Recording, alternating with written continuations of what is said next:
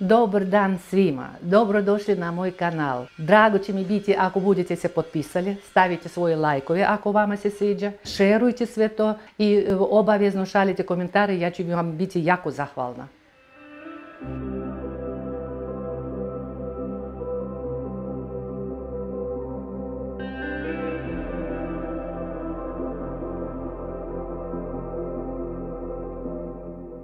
Danas ćemo spremati borš, jelo koje je jako popularno u Rusiji, a izgleda da je interesantno i u Srbiji, zato što do sad najčešće su mi pitali kako da se spremi to jelo. Danas ću vam sve to pokazati i objasniti. Postoji više od 190 vrsta borša. Ja ću da vam pokažem najklasičnije. To što se kaže obično moskovski borš. Zato što borš na Ukrajini, borš u Sibiru, borš u Sankt Peterburgu, to će biti sasvim različite stvari. I u svakoj porodici borš će biti svoj borš. Svako to sprema na svoj način. A ja ću da pokažem kako ja to spremam. Spremat ćemo borš u nekoliko koraka. Prvo ćemo da skuvamo meso, da bi smo dobili kuvano meso i goveđi temeljac. Sljedeći korak napravit ćemo zapršku. Treći korak da stavljamo osnovne sastojke u čorbu i posljednji korak da završimo sa zelenišom i začinima.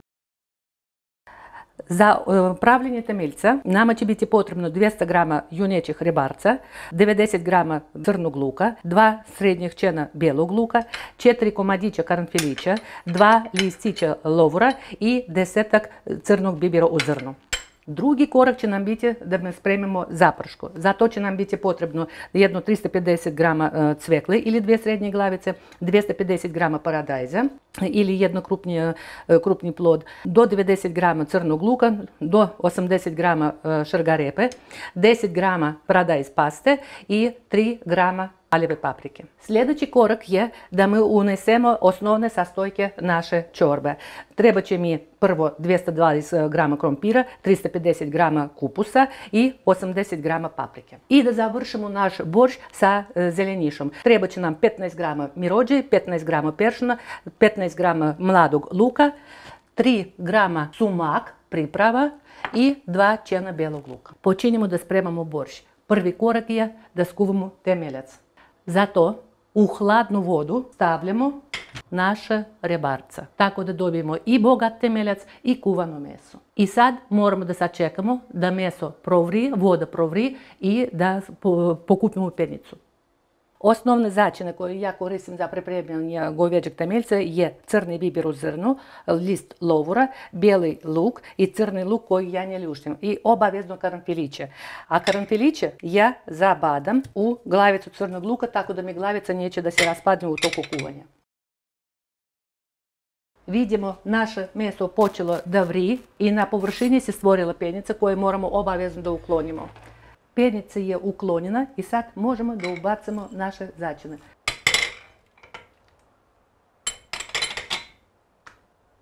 Dok se meso kuva i temeljac se priprema, mi ćemo da pređemo na pripremu našeg povrća koje će nam biti potrebno za borš. Sad ćemo da spremimo zapršku. Povrće je pripremljeno tako što crni luk sitno posjeckan, šargarepa sitno narendana, cvekla krupno narendana, paradajz posjeckan na kockice, paradajz pasta pripremljena, aljeva paprika pripremljena. Tiganj je zagrejen i sad ćemo da sipam ulje, 1-2 supine kašike. Ja uvijek prvo šaljam da se prže crni luk. Ja mislim da je to zlatno pravilo kuvanja. I on mora da se proprže dok ne postaje kao da je od stakla napravljen. Luk se lijepo propržao i sad je vrijeme da dođe šargarepa. I šargarepu pržemo dok ona ne omekša.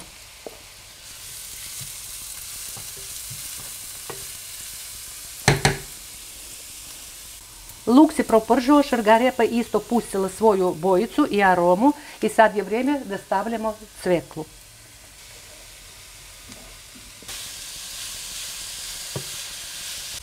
Pogledajte kako cvekla omekšala, čak je pustila malko sokića. Sad je taman vrijeme da mi stavljamo naš nasjeckani paradajz.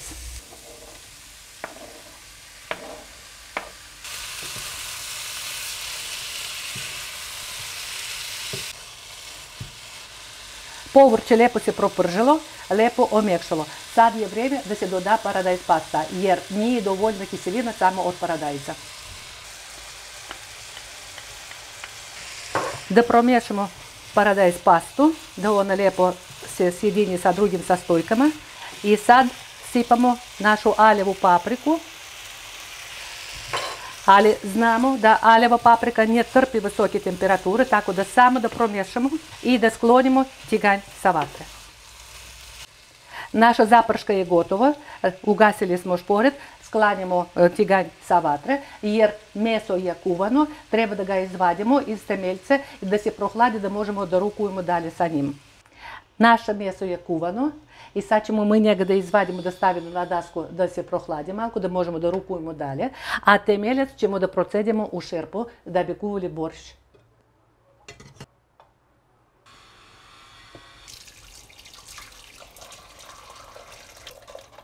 Prethodno smo posjekli krompir na sitne kockice i sad je vrijeme da on uđe u naš temeljac.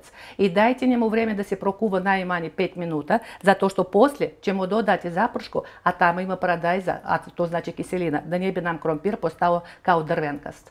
Krompir se kuva u temeljcu, zaprška je gotovo, sad ćemo da posjeckamo meso na sitne kockice i da dodamo našem boršu. Meso posjeckamo na sitne kockice i poslije to da ubacamo zajedno sa zaprškom u borš i da pređemo da spremamo kupus, pripremamo kupus za naš borš. To je posljednja osnovna komponenta naše čorbe. Tako, otvorite list po list i sjecite ove žilice. Zašto ja to radim? Zato što vidite koliko je ovo čvrsto, a koliko je list tanak, koliko ovome treba da se skuva, a koliko listu treba da se skuva. Tako da ako budete posjekli žilice, onda ćete dobiti jednaki stepen kuvanja i jednaki stepen kvaliteta.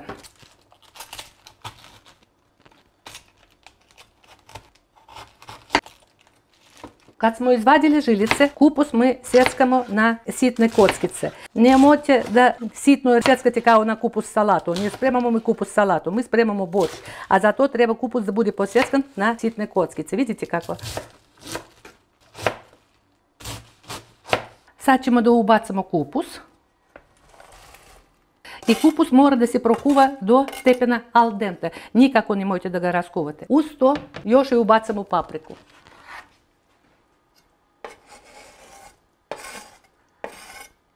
I dok se kupus kuva do stepena al dente, mi prelazimo na završnu fazu pripremanja borša. To je naš zeleniš i drugi začini.